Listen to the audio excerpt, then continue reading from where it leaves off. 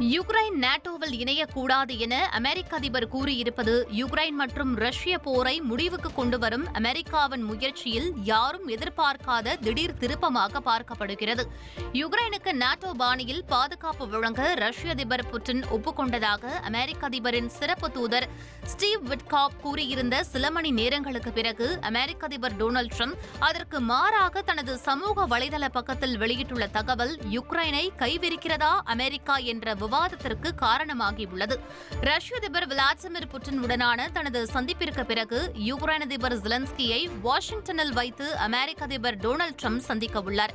இந்த சந்திப்பின் போது யுக்ரைன் அதிபருடன் பிரான்ஸ், ஜெர்மனி, இங்கிலாந்து, இட்டலி மற்றும் ஐரோப்பிய ஆணையத்தின் தலைவர்கள் கலந்து கொள்வார்கள் என்று தகவல் வெளியாகியுள்ளது. இந்நிலையில் இந்த சந்திப்புக்கு முன்பாக தனது சமூக வலைதள பக்கத்தில் யுக்ரைனுக்கு செய்தி ஒன்று வெளியிட்டுள்ள அமெரிக்க அதிபர் டொனால்டு டிரம்ப், யுக்ரைன் அதிபர் ஜெலன்ஸ்கி விரும்பினால் ரஷ்யாவுடனான போரை உடனடியாக முடிவுக்கு கொண்டுவர முடியும் என்றும், இல்லாவிட்டால் யுக்ரைன் தொடர்ந்து போரிடலாம் எனவும், ஆனால் இந்த போர் எப்படி தொடங்கியது என்பதை நினைவில் கொள்ளுமாறும் தெரிவித்துள்ளார்.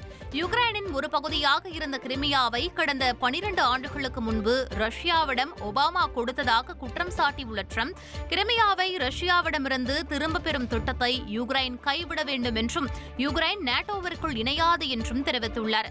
நேட்டோவில் யுக்ரைன் இணைவதற்கு எதிர்ப்பு தெரிவித்தே ரஷ்யா யுக்ரைன் மீது போர் தொடுத்த நிலையில் அமெரிக்க அதிபர் டொனால்டு டிரம்பின் இந்த அறிவிப்பை நேட்டோ உறுப்பு நாடுகளான மற்ற ஐரோப்பிய நாடுகள் எவ்வாறு ஏற்றுக்கொள்ள உள்ளன என்பதை பொறுத்திருந்துதான் பார்க்க வேண்டும்.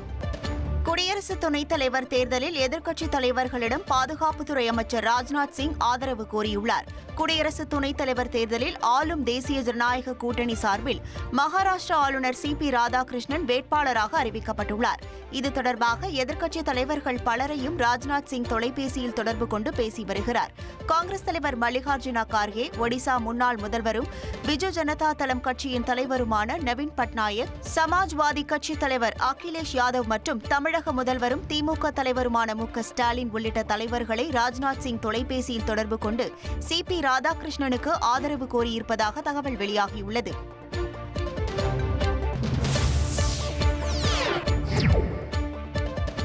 குடியரசு துணைத் தலைவர் வேட்பாளராக அறிவிக்கப்பட்டுள்ள தமிழகத்தை சேர்ந்த சி.பி. ராதாகிருஷ்ணனை அனைத்து கட்சிகளும் ஆதரிக்க வேண்டும் என எதிர்க்கட்சித் தலைவர் எடப்பாடி பழனிசாமி தெரிவித்துள்ளார். திருவண்ணாமலை அண்ணாமலையார் கோவிலில் சுவாமி தரிசனம் செய்த பின் செய்தியாளர்களிடம் பேசிய அவர், தமிழர் ஒருவர் துணை ஜனாதிபதியாக வருவது மகிழ்ச்சி அளிப்பதாக குறிப்பிட்டார். மதிப்புக்கு மரியாதைக்குரிய மாண்புமிகு மகாராஷ்டிரா ஆளுநர் சி.பி. ராதாகிருஷ்ணன் அவர்கள் இந்திய நாட்டினுடைய துணை ஜனாதிபதியாக ஜனாதிபதி தேர்தலில் போட்டியிடுவதற்கு வாய்ப்பு கிடைத்திருக்கின்றது.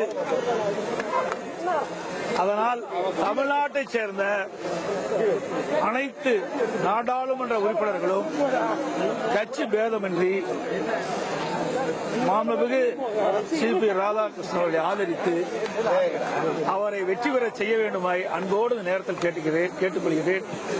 இன்றைக்கு தமிழகத்திற்கு ஒரு நல்ல வாய்ப்பு கிடைத்திருக்கின்றது.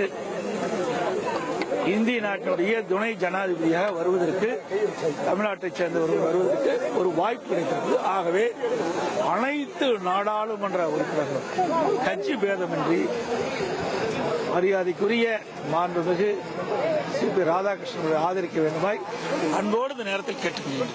ட்ரெண்டை ஃப்ரெண்ட் ஆக்கிக்கோங்க. தந்தி டிவியின் சப்ஸ்கிரைபர்ஸ் அண்ட் ஃபாலோவர்ஸ் குடும்பத்தில் நீங்களும் இணையுங்க.